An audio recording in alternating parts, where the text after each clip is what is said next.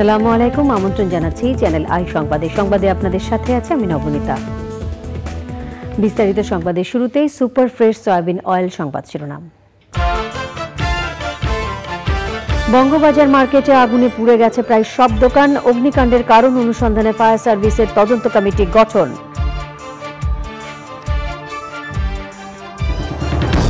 জলবায়ু পরিবর্তন মোকাবেলায় বৈশ্বিক সমন্বিত উদ্যোগে আবারও প্রধানমন্ত্রীর তাগিদ, দিল্লিতে দুর্যোগ প্রতিরোধ নিয়ে আঞ্চলিক সম্মেলনে ভিডিও বার্তা।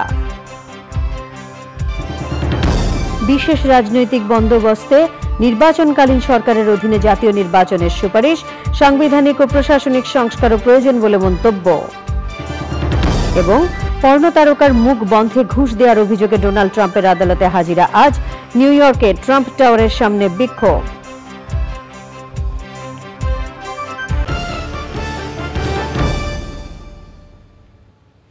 এছাড়াও নিটোল টাটা বিশেষ সংবাদে থাকছে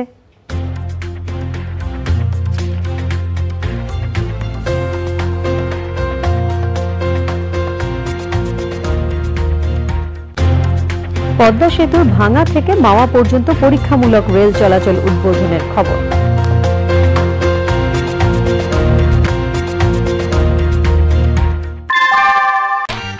গরমে দাপাদাপি, ঘরের চালের স্থায়ী সমাধান আনোয়ার সিমেন্ট শীট। সংবাদ শিরোনামগুলো জানাচ্ছিলাম। এখনকার সংবাদ আয়োজন একই সঙ্গে চ্যানেল আইয়ের ইউটিউব চ্যানেল এবং চ্যানেল আইয়ের ওটিটি প্ল্যাটফর্ম আই স্ক্রিনে লাইভ স্ট্রিম হচ্ছে। যাচ্ছে পুরো সংবাদে। রাজধানীর বঙ্গবাজার মার্কেটের আগুন নিয়ন্ত্রণে এসেছে। অগ্নিকাণ্ডের কারণ অনুসন্ধানে ফায়ার সার্ভিসের তদন্ত কমিটি গঠন করা হয়েছে। এ নিয়ে সবশেষ জানাতে আমরা যাচ্ছি এনামুল কবির রূপমের কাছে, তিনি আছেন সেখানে। রূপম, বঙ্গবাজারে আগুনের এখনকার খবর আমাদের জানান। নবনীতা, এখনো বঙ্গবাজারে আগুন নিয়ন্ত্রণে আসলেও কোথাও কোথাও আগুন জ্বলছে।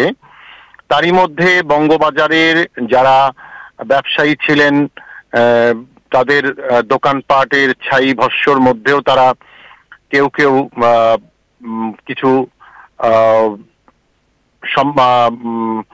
সহায় সম্পদ খোঁজার চেষ্টা করছেন। আমরা লক্ষ্য করেছি যে টিন সরিয়ে নেয়ার চেষ্টা হচ্ছে। ওদিকে অন্য যে মার্কেটগুলোতে আগুন ছড়িয়ে পড়েছিল সেই মার্কেটের ব্যবসায়ীরাও তাদের সমস্ত মালামাল সরিয়ে নিয়েছেন। আসলে সবকিছু মিলে ব্যবসায়ীরা সবাই ক্ষতিগ্রস্ত হয়েছেন কম বেশি। তবে আমরা লক্ষ্য করছি যে যেখান থেকে আগুনের উৎপত্তি হয়েছিল সেই বঙ্গবাজার মার্কেটটির কোনো ব্যবসায়ী কোনো কিছু সরিয়ে নিতে পারেননি, একেবারে ছাই হয়ে গেছে। ফায়ার সার্ভিস একটি তদন্ত কমিটি গঠন করেছে আগুনের কারণ অনুসন্ধান, কি কারণে অগ্নিকাণ্ড ঘটেছিল এবং কত মালামাল তারা রক্ষা করতে পেরেছেন এবং কত সম্পদ ক্ষতিগ্রস্ত হয়েছে আগুনে তা নিরূপণ করার জন্য। ওদিকে ঢাকার দক্ষিণ সিটি কর্পোরেশন তাদের আঞ্চলিক নির্বাহী কর্মকর্তাকে প্রধান করে ৮ সদস্যের একটি তদন্ত কমিটি করেছেন। সেই কমিটিকে ৩ কার্য দিবসের মধ্যে তদন্ত রিপোর্ট দিতে বলা হয়েছে। ওদিকে দুপুরের দিকে যখন আগুন চারদিকে ছড়িয়ে পড়ছিল তখন পুলিশ হেডকোয়ার্টারের একটি ব্যারাক আগুনে পুড়ে গেছে। সেখানে লোকজন যারা পুলিশের সদস্যরা ছিলেন তারা বের হয়ে আসতে পেরেছিলেন, কিন্তু কিছু নথিপত্র ক্ষতিগ্রস্ত হয়েছে বা নষ্ট হয়েছে বলে জানা গেছে। আর এছাড়াও ডিএমপির যে এক্সচেঞ্জ, টেলিফোন এক্সচেঞ্জ, সেটি ক্ষতিগ্রস্ত হয়েছে এমন তথ্য জানিয়েছেন পুলিশের আইজি চৌধুরী আব্দুল্লাহ আল মামুন। কিছুক্ষণ আগে বিএনপি এবং স্বেচ্ছাসেবক লীগের কর্মকর্তারা, সদস্যরা, নেতারা এসেছিলেন। তারা দাবি করেছেন যে সরকার যেন ক্ষতিগ্রস্তদের দ্রুত ক্ষতিপূরণ প্রদান করেন এবং তাদেরকে যেন ব্যবসার সুবিধার্থে সহজ শর্তে ঋণ দান করেন। ধন্যবাদ আপনাকে। রাজধানীর বঙ্গবাজারের আগুন প্রায় 6.5 ঘন্টা পর নিয়ন্ত্রণে এসেছে। দুপুর 12:30টার দিকে আগুন নিয়ন্ত্রণে আসে বলে জানিয়েছেন ফায়ার সার্ভিস। সকাল 6টার দিকে আগুনের সূত্রপাতের পর ভয়াবহ এই আগুন চারপাশের 4টি ভবনে ছড়িয়ে পড়ে। উৎসুক জনতা এবং পানির সংকটে আগুন নিয়ন্ত্রণে সার্ভিসেস বাহিনীগুলোকে বেগ পেতে হয়। সাদি মাহমুদ জানাচ্ছেন। মঙ্গলবার সকাল ৬টায় বঙ্গবাজার মার্কেটের দক্ষিণ পূর্ব পাশ থেকে আগুনের শুরু। মুহূর্তেই পুরো মার্কেটে আগুন ছড়িয়ে পড়ে। স্থানীয়রা জানান, আগুন লাগার পর ভেতরে প্রচণ্ড বিস্ফোরণের শব্দ পাওয়া গেছে। বঙ্গবাজারের ৩ শেড দোতলা মার্কেট এখন পুরোপুরি ধ্বংসস্তূপ। সকাল থেকে ফায়ার সার্ভিসের ৫০টি ইউনিটের পাশাপাশি সেনা, নৌ, বিমান বাহিনীর সদস্যদের সর্বোচ্চ চেষ্টায়ও দোকানগুলো বাঁচানো যায়নি।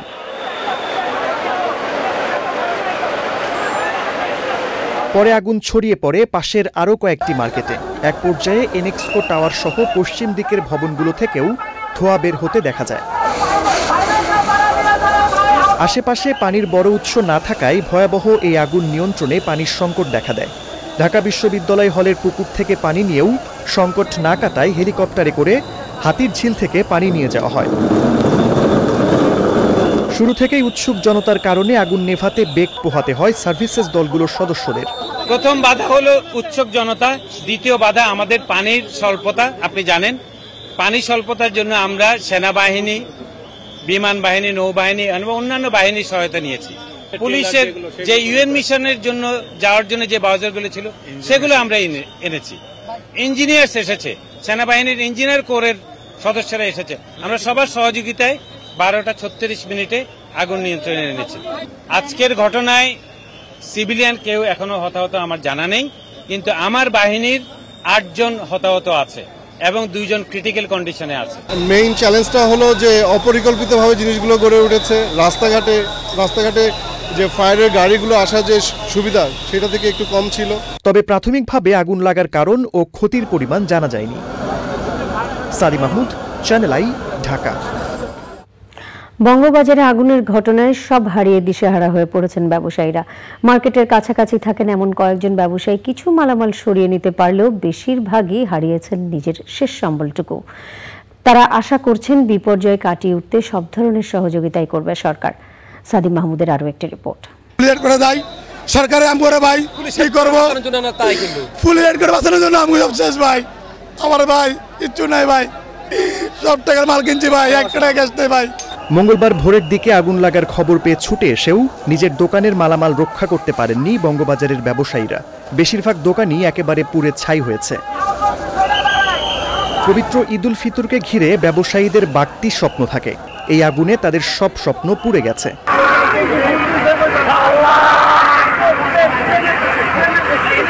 আমার দোকানে পূর্ণ ছিল 8-10 লাখ টাকার মতন প্যান্টটা ছিল, আর উপরে কারখানা ছিল, সব পুরে ছাই আছে। 20 লাখ টাকার মাল ছিল, টাকা ছিল 50,000, কিচ্ছু না, একবার খালি হাত। এখন আমার সব শেষ। আমি কাজ করতাম, কাজ নেই, আমার সব শেষ হয়ে গেছে। আমি কি করব? সরকার কি আমার কিছু দেবে না?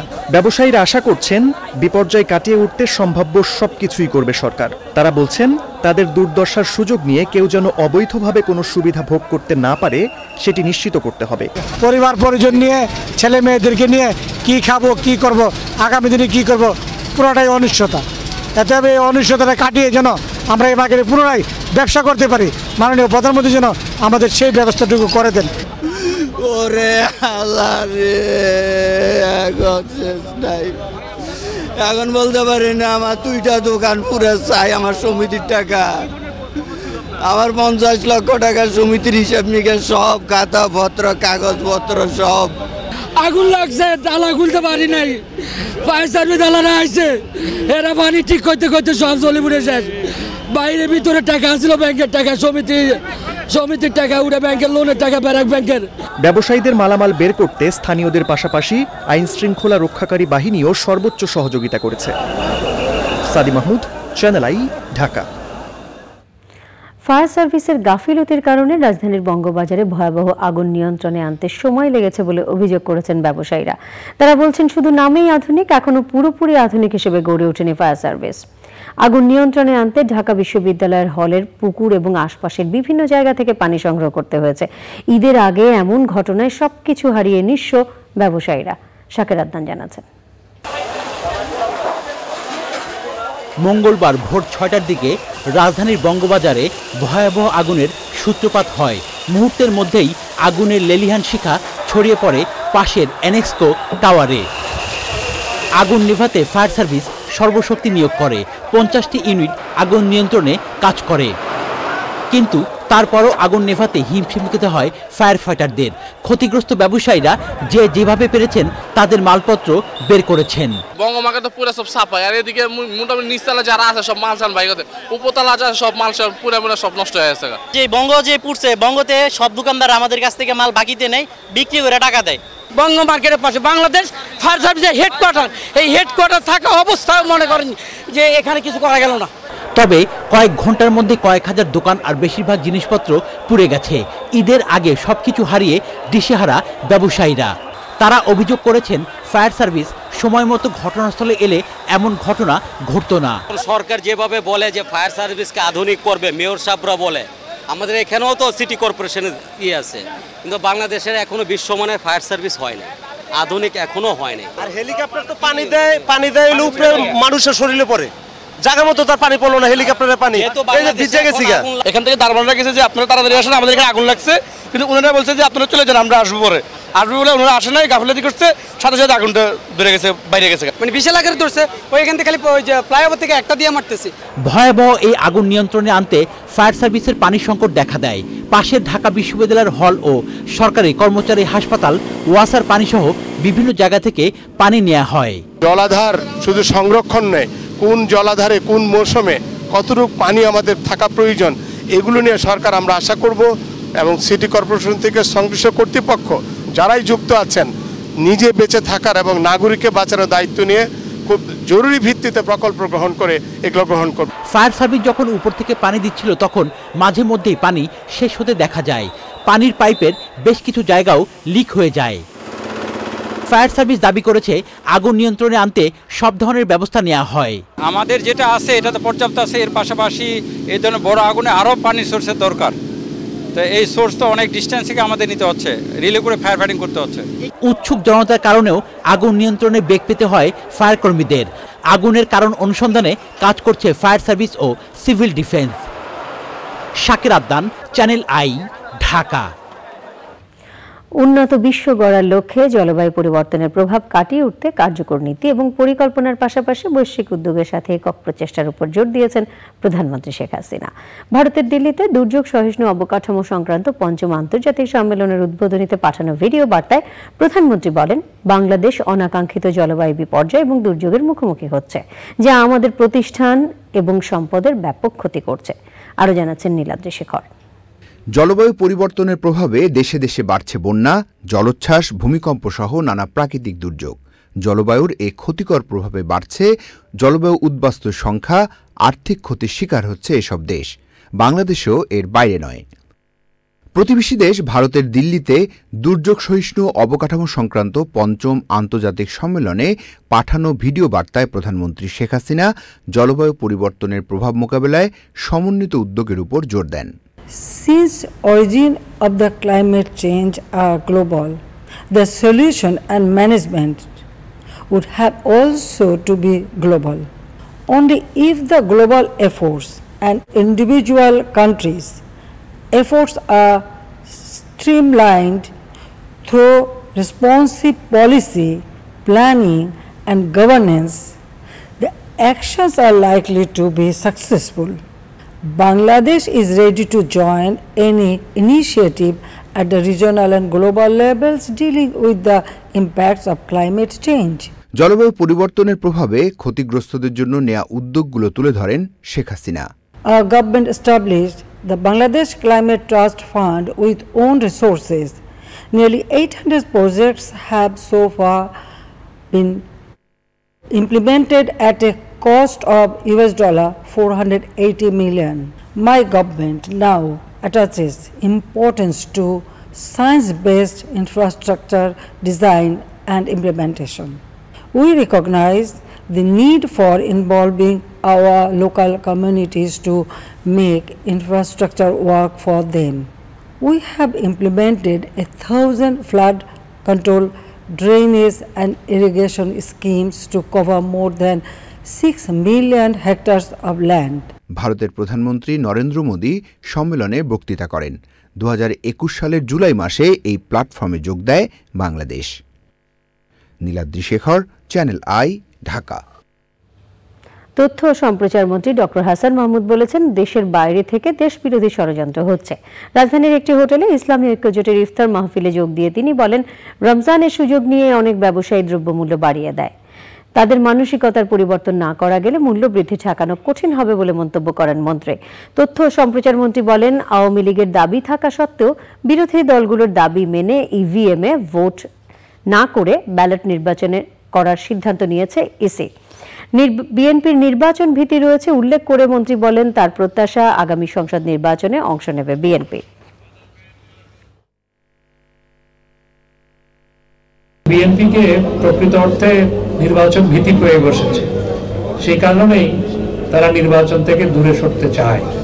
তবে আশা করব, যেহেতু এখন ব্যালটে ভোট করার তাদের দাবি অনুযায়ী নির্বাচন কমিশন সিদ্ধান্ত গ্রহণ করেছে, তারা নির্বাচনে অংশগ্রহণ করবে। ইসলামিক দলগুলো যারা স্বাধীনতার চেতনায় বিশ্বাস করে, মূল্যবোধে বিশ্বাস করে, তারা ঐক্যবদ্ধ হয়ে যদি আমরা সবাই একসাথে কাজ করি, তাহলে দেশ বিরোধী ষড়যন্ত্র রুখে দেওয়া সম্ভবপর হবে। জিডিপি প্রবৃদ্ধি নিয়ে আগের পূর্বাভাস 7.1% থেকে সরে এসে এডিপি বলেছে, বৈশ্বিক সংকটের ফলে বাংলাদেশের জিডিপি প্রবৃদ্ধির হার হবে সর্বোচ্চ 5.3। আরেক উন্নয়ন সহযোগী সংস্থা বিশ্ব ব্যাংকের প্রায় একই রকম ধারণা। 1 ঘন্টার ব্যবধানে আলাদা সংবাদ সম্মেলনে বহুজাতিক সংস্থাটি বলেছে, এমন টালমাটাল অবস্থায় জিডিপি প্রবৃদ্ধি যদি 5.2% হয়, তাও হবে অনেক বড় অর্জন। অবশ্য একনেক বৈঠক শেষে ব্রিফিংয়ে পরিকল্পনা মন্ত্রী এবং প্রতিমন্ত্রী দুজনই বলেছেন, জিডিপি প্রবৃদ্ধি 7.5%ই হবে। রিজভী নওয়াজ জানাচ্ছেন, প্রায় একই সময়ে বড় দুই উন্নয়ন সহযোগী বিশ্ব ব্যাংক এবং এশীয় উন্নয়ন ব্যাংকের সংবাদ সম্মেলন। উদ্দেশ্য অর্থনীতির হালনাগাদ অবস্থা জানানো। বিশ্বব্যাংকের নতুন কান্ট্রি ডিরেক্টর আব্দুল্লাহ শেখ স্বাগত বক্তৃতায় বিশ্বজুড়ে চলমান সংকটে বাংলাদেশের জন্য আশু চ্যালেঞ্জ এবং সম্ভাবনার জায়গাগুলো তুলে ধরেন। আলাদা আয়োজনে এডিবির কান্ট্রি ডিরেক্টরও বলেন, সময় যেহেতু কঠিন, সরকারকে কঠিন সিদ্ধান্ত নিতে হবে। Election comes and go, but the economy, the people will stay. So it is very important to just build on track record on what Bangladesh has done over the years in establishing low inflation, solid external account, and so we look forward to indeed seeing this reform momentum kept. Reform always has some short-term pain, and that is what happened to increased fuel price. There is some short-term impact on inflation and so on. It reduces consumption and lead to slower growth a bit and so on. There is the short-term pain that we have to face because of the reform, but think of long-term gain that will come from this reform. As I said, the crisis, the turbulence like this expose the country's weakness. So our weakness when we face the crisis. বিশ্বব্যাংক এবং ADB বলেছে, সামষ্টিক অর্থনীতি ব্যবস্থাপনায় বাংলাদেশ বরাবরই মুনশিয়ানা দেখিয়ে আসছে। এই ধারাবাহিকতা বজায় থাকলে চলতি বছরেও ভালো জিডিপি প্রবৃদ্ধি হবে। সংস্থা দুটির পূর্বাভাস যথাক্রমে 5.2 এবং 5.3%। অবশ্য সরকার বাজেটে 7.5% হারে জিডিপি প্রবৃদ্ধি অর্জনের ঘোষণা দিয়েছিল। এখন ওয়ার্ল্ড ব্যাংক কি বললো, এডিবি কি বললো, সানাম কি বললো, এর সাথে তো কখনোই অর্জন না। সানাম যারা বলে বা সিবিডি যারা বলে, সানামের এই গবেষণা টাকাটা কোথেকে আসে তুমি জানো সেটা? এটি সরকারি টাকা না তার নিজের দেশের টাকা? তারা যে এজেন্সি থেকে নেয়, সেই এজেন্সিকে সন্তুষ্ট করে যা দরকার তাই বলে। এটা সবসময় তারা, আমি মনে করি, নেতিবাচকতা দ্বারা আক্রান্ত। এটা মোটা দাগে বলবো। ওয়াশিংটন থেকে ঢাকার দূরত্ব অনেক বেশি, আর আমাদের থেকে কুষ্টিয়ার দূরত্ব, এখানে বসবাস সিলেটের দূরত্ব অনেক কম। আমরা গোড়ার পিঠে চড়ে আসি, জানি কোথায় ব্যথা লাগে বা ভালো লাগে, তবুও তাদেরকে আমরা অসম্মান করছি না। তারা অত্যন্ত জ্ঞানী সংস্থা, তারা আগের সংখ্যাটাকে রিভাইজ করেছেন। Let us keep our fingers crossed and wait. আমরা যেখানে ছিলাম সেখানে ধরে রাখবো, খেলা শেষ না হওয়া পর্যন্ত। শেষ মুহূর্তেও তো মেসির গোল হতে পারে। Why not wait for it. একনেক বৈঠক শেষে ব্রিফিংয়ে পরিকল্পনা মন্ত্রী জানান, মার্চে মূল্যস্ফীতি সামান্য বেড়ে 9.33% দাঁড়িয়েছে। Rizvi Nawaz, channel i, Dhaka. রাজনৈতিক দলগুলোর সমঝোতার ভিত্তিতে একটি নতুন রাজনৈতিক বন্দোবস্ত গড়ে তুলে নির্বাচনকালীন সরকারের অধীনে দ্বাদশ জাতীয় সংসদ নির্বাচন অনুষ্ঠানের সুপারিশ করেছে সুশাসনের জন্য নাগরিক সুজন। রাজধানীতে আলোচনায় রাষ্ট্রবিজ্ঞানী এবং সংবিধান বিশেষজ্ঞরা বলেছেন এজন্য সাংবিধানিক এবং প্রশাসনিক সংস্কারও প্রয়োজন। রোকসানা আমিন জানাচ্ছেন। প্রতিদ্বন্দ্বিতামূলক নির্বাচন, সাংবিধানিক কাঠামো ও বাংলাদেশের গণতন্ত্রের ভবিষ্যৎ নিয়ে সুশাসনের জন্য নাগরিক সুজনের অনলাইন গোলটেবিল আলোচনা। আগামী দ্বাদশ জাতীয় সংসদ নির্বাচন কেমন হবে তার উপর বাংলাদেশের গণতন্ত্রের ভবিষ্যৎ অনেকখানি নির্ভর করছে বলে মন্তব্য করেন বক্তারা। আসন্ন জাতীয় সংসদ নির্বাচনকে সুষ্ঠু, নিরপেক্ষ, প্রতিযোগিতামূলক তথা গ্রহণযোগ্য করতে হলে আমাদের রাজনৈতিক দলগুলোর মধ্যে আলাপ আলোচনার মাধ্যমে একটি নতুন রাজনৈতিক বন্দোবস্ত গড়ে তোলা আজ জরুরি। নতুন রাজনৈতিক বন্দোবস্ত যা থাকতে পারে তা হলো ১ নম্বর, নির্বাচনকালীন সরকার ব্যবস্থা নিয়ে ঐক্যমত্য, সাংবিধানিক ও প্রশাসনিক সংস্কার মোটা দাগে জাতীয় সংসদ, নির্বাচন কমিশন সহ রাষ্ট্রীয় প্রতিষ্ঠানগুলোর সক্ষমতা, কার্যকারিতা ও স্বচ্ছতা, জবাবদিহিতা নিশ্চিত করা। আলোচকরা বলেন বর্তমান দলীয় কাঠামোর অধীনে সুষ্ঠু ও গ্রহণযোগ্য নির্বাচন সম্ভব নয়। ক্ষমতাসীন দল বাংলাদেশে বহুদলীয় ব্যবস্থা টিকিয়ে রাখতে চান কি চান না, ইফেক্টিভ বহুদলীয় ব্যবস্থা, কার্যকর বহুদলীয় ব্যবস্থা, যাতে প্রতিদ্বন্দ্বিতামূলক ব্যবস্থা থাকবে, সকলের অংশগ্রহণের ব্যবস্থা থাকবে, সেরকম ব্যবস্থা অব্যাহত রাখতে চান কি চান না, এটা 2023 সালের শেষে অথবা 2024 সালের শুরুতে ডিসাইডেড হবে। বিগত 15 বছরে ইলেকশন কমিশনের যে অ্যাপারেটাস, যাদেরকে দিয়ে নির্বাচন করাবে, তারা কিভাবে কতখানি পলিটিসাইজড হয়েছে, তাদের দিয়ে নির্বাচন করানো হবে, তাদের মেন্টালিটি এখন কোন অবস্থাতে আছে। আরপিওর সংশোধনীর মাধ্যমে নির্বাচন কমিশনকে আরো কি ক্ষমতা দেওয়া যায় এবং ইজ ইলেকশন কমিশন সেগুলোকে প্রয়োগ করার ক্ষমতা রাখেন কিনা, এই জায়গাটা দরকার। সেই জায়গাটা হচ্ছে প্রয়োগ। আমরা গাইবান্ধাতে যে প্রয়োগটা দেখি নাই, আমি চিফ ইলেকশন কমিশনারকে সরাসরি বলেছি যে আপনি এত বড় একটা তদন্ত করলেন, তদন্ততে 88 জন লোককে পেলেন যারা কানেক্টেড উইথ দিস ডিফ্রড, আপনি তাদের একজনের বিরুদ্ধে কোনো অ্যাকশন আপনি নিলেন না, whereas RPO gives you immense power. একদিকে 1,30,00,000 প্রবাসী শ্রমিক যাদের রেমিটেন্সের জন্য আমরা খুব হাহাকার করছি, সেই মানুষগুলোর কিন্তু ভোটার অধিকার প্রয়োগের কোনো ব্যবস্থার জন্য আমরা কোনো কথা বলছি না। তাহলে পোস্টাল ব্যালট সিস্টেমটা করে যদি তাদেরকে ভোটার মধ্যে আনা যেত, এই ভোটটা কিন্তু এটা ব্যালেন্স সৃষ্টি করতে বলে আমার মনে হয়। এই পোস্টাল ব্যালট সিস্টেমটা আমরা এখন এটা শুরু করার চিন্তা করি, এটা আরপিওতে আছে, শুধু হচ্ছে উন্মুক্ত করে দেওয়া সবার জন্য। এগুলোকে যদি আমরা অ্যাড্রেস করতে হয় তাহলে কিন্তু এই কনস্টিটিউশনের মধ্যেও ফেরত যেতে হবে। সেখানে যদি আমরা পার্টির কনস্টিটিউশন গুলোকে মডিফাই করার জন্য প্রভিশন না রাখতে পারি, তাহলে কিন্তু আমরা এই অবস্থা থেকে উত্তর ঘটাতে পারবো না। দলীয় সরকারের অধীনে সুষ্ঠু নির্বাচন সম্ভব নয়। নির্বাচনের সময় নির্বাচন কমিশন ও প্রশাসনের নিরপেক্ষতা নিশ্চিত করা সহ দ্বাদশ জাতীয় সংসদ নির্বাচন সুষ্ঠু ও অংশগ্রহণমূলক করতে ক্ষমতাসীন দলকে বাধ্য করার বিকল্প নেই বলে মনে করে সুজন। রোকসানা আমিন, চ্যানেল আই, ঢাকা। সাবেক পর্নো তারকা স্টর্মি ড্যানিয়েলসের সাথে অবৈধ সম্পর্কের বিষয়ে তার মুখ বন্ধ রাখতে ঘুষ দেওয়ার অভিযোগের শুনানির জবাব দিতে ফ্লোরিডা থেকে নিউ ইয়র্কের ম্যানহাটনে পৌঁছেছেন সাবেক মার্কিন প্রেসিডেন্ট ডোনাল্ড ট্রাম্প। আজই তিনি ম্যানহাটনের আদালতে হাজির হবেন। বর্তমানে নিউ ইয়র্কের ম্যানহাটনে ট্রাম্প টাওয়ারে অবস্থান করছেন তিনি। শুনানি ঘিরে ম্যানহাটন অ্যাটর্নি অফিসের বাইরে বিক্ষোভ করেছে ট্রাম্প সমর্থকরা। বিক্ষোভ ঠেকাতে কাজ করছে ইউএস সিক্রেট সার্ভিস। তারা ট্রাম্পের বাসভবন এবং ম্যানহাটনের আদালত ভবনের নিরাপত্তা নিশ্চিতে কাজ করছে। ম্যানহাটন সহ গোটা নিউ ইয়র্ক শহরের নিরাপত্তা ব্যবস্থা জোরদার করা হয়েছে। 2016 সালে মার্কিন প্রেসিডেন্ট নির্বাচনের সময় স্টর্মি ড্যানিয়েলের সঙ্গে অবৈধ সম্পর্কের বিষয়ে মুখ বন্ধ রাখতে অর্থ প্রদানের অভিযোগ রয়েছে ট্রাম্পের বিরুদ্ধে। তবে এই অভিযোগকে রাজনৈতিক নিপীড়ন হিসেবে আখ্যা দিয়েছেন ট্রাম্প। যদি ট্রাম্পের বিরুদ্ধে এই অভিযোগের সত্যতা পাওয়া যায়, তাহলে প্রথমবারের মতো কোনো সাবেক মার্কিন প্রেসিডেন্ট ফৌজদারি মামলায় গ্রেপ্তার হতে পারেন। সংবাদের পর্যায়ে নিয়ে নিচ্ছি অশোক লীল্যান্ড ইফাদ অটোজ লিমিটেড বিরতি। বিরতির পর অন্যান্য সংবাদের সাথে জানিয়ে ফিরব। বিরতির পর আমন্ত্রণ আরো একবার। ভাষা সৈনিক ও সাংস্কৃতিক ব্যক্তিত্ব ছায়ানটের সভাপতি বিশিষ্ট সঙ্গীত শিল্পী সঞ্জিদা খাতুনের 90তম জন্মবার্ষিকী আজ। 1932 সালের এই দিনে তিনি ঢাকায় জন্মগ্রহণ করেন। জন্মবার্ষিকীতে তিনি বলেন, সবার মঙ্গল সাধনে জীবন অর্থবহ হয়েছে। শিশুদের জন্য, দেশের জন্য, বাঙালি জাতির জন্য কাজ করে জীবনটা অর্থবহ হয়েছে। অল্প তুষ্টে সহজ সরল জীবনের এই সার্থকতায় তিনি ধন্য হয়েছেন। এই গুণী মহিয়সীর জন্মদিনে নবতিপূর্ণ আনন্দ আয়োজন করেছে সাংস্কৃতিক চর্চা কেন্দ্র ছায়ানট। অনুষ্ঠানে ছিল নাচ, গান, কবিতা আবৃত্তি সহ নানান সাংস্কৃতিক অনুষ্ঠান। বছর 5 বয়সে বড়দির ওস্তাদজি প্রসিদ্ধ ঠুমরি গায়ক মোহাম্মদ হোসেন দাদুর কাছে গানের হাতেখড়ি হয়েছিল।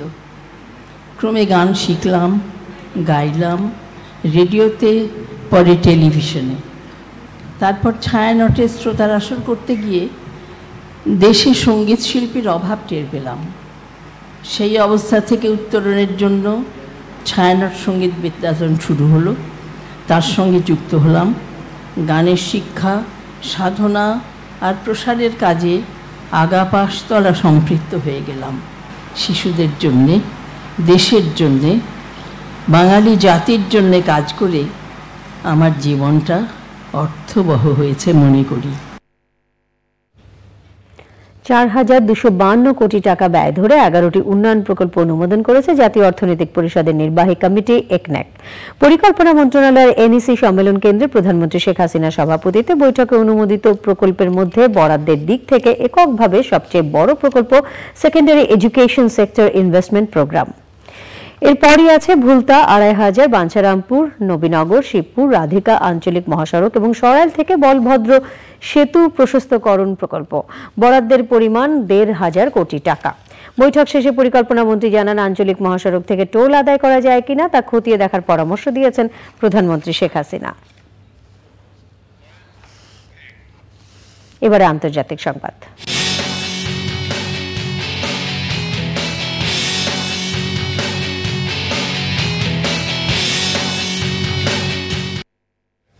মালয়েশিয়া মৃত্যুদণ্ড বাতিলের পক্ষে ভোট দিয়েছে দেশটির পার্লামেন্ট। কারাগারে ১৩,০০০ বন্দীর মৃত্যুদণ্ড কার্যকরের অপেক্ষায়। ২০১৮ সাল থেকে মৃত্যুদণ্ড কার্যকর করার উপর স্থগিতাদেশ রয়েছে। সোমবার দেশটির আইন প্রণেতারা হত্যা এবং সন্ত্রাসবাদের মতো ১১টি গুরুতর অপরাধের জন্য মৃত্যুদণ্ডাদেশ বাতিল করার পক্ষে ভোট দেন। তবে ব্যতিক্রমী ক্ষেত্রে বিচারক মৃত্যুদণ্ড দিতে পারবেন। আইন প্রণেতারা বলেন, অত্যন্ত গুরুতর অপরাধের ক্ষেত্রে আদালত আসামিদের জন্য এখন ৪০ বছরের যাবজ্জীবন কারাদণ্ড কিংবা শারীরিক শাস্তি দিতে পারবেন। আরও কিছু প্রক্রিয়া শেষে শিগগিরই আইনের সংশোধনী চূড়ান্ত করার আশা করা হচ্ছে।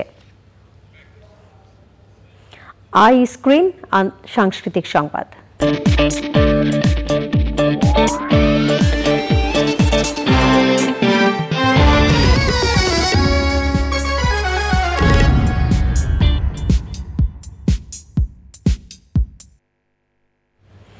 জাতীয় চলচ্চিত্র দিবস উদযাপনে বাংলাদেশ শিল্পকলা একাডেমিতে ৩ দিনের চলচ্চিত্র প্রদর্শনী চলছে। শিল্পকলা একাডেমি জাতীয় চিত্রশালা মিলনায়তনে দেশের চলচ্চিত্রের সোনালী যুগের বিভিন্ন চলচ্চিত্রের পোস্টার ও সিনেমার ক্লিপের প্রদর্শনী চলছে। লালা নওশাদ। মনোরম প্রাকৃতিক পরিবেশে কক্সবাজারে গড়ে তোলা হয়েছে দেশের একমাত্র সমুদ্র গবেষণা ইনস্টিটিউট। পাহাড় সুরক্ষা রেখে পাহাড়ের মাঝে গড়ে তোলা এই ইনস্টিটিউটে রয়েছে নানা জীববৈচিত্র্যের সমাহার।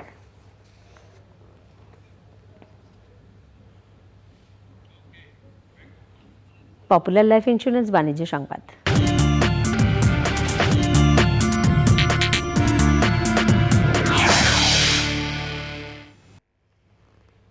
ওয়ালটনের একটি ফ্রিজ কিনে ১০১টি পণ্য ফ্রি পেয়েছেন যশোরের অবসরপ্রাপ্ত ল্যান্স কর্পোরাল মোশাররফ হোসেন নান্নু। এর আগে ওয়ালটনের ফ্রিজ কিনে ১০১টি পণ্য ফ্রি পেয়েছিলেন আরও ২ ক্রেতা। ১ এপ্রিল আনুষ্ঠানিকভাবে মোশাররফ হোসেনের হাতে ১০১টি পণ্য তুলে দেন ওয়ালটন হাইটেক ইন্ডাস্ট্রিজ পিএলসির deputy managing director Emdadul Haque Sarkar, senior executive director চিত্রনায়ক আমিন খান এবং বিজনেস এক্সপানশন সেকশনের ইনচার্জ মোহাম্মদ ফিরোজ আলম। মোশাররফ হোসেন বলেন, একটি ফ্রিজ কিনে এতগুলো পণ্য ফ্রি পাওয়ায় তার পরিবারের সবাই খুশি। ডিজিটাল ক্যাম্পেইন সিজন 17-র আওতায় Walton fridge, TV, air conditioner এবং ওয়াশিং মেশিন কেনায় রয়েছে ১০১টি বাড়ি ভর্তি পণ্য ফ্রি এবং ১ লাখ টাকা পর্যন্ত ক্যাশ ভাউচার পাওয়ার সুযোগ সহ নিশ্চিত উপহার। সংবাদে আবারও নিয়ে নিচ্ছি অশোক লীলা নিফাদ অটোজ লিমিটেড বিরতি। আর বিরতির পর খেলার খবরে থাকছে। বিরতির পর আপনাদের সাথে আছি চ্যানেল আই সংবাদ নিয়ে। এবারে খেলার খবর।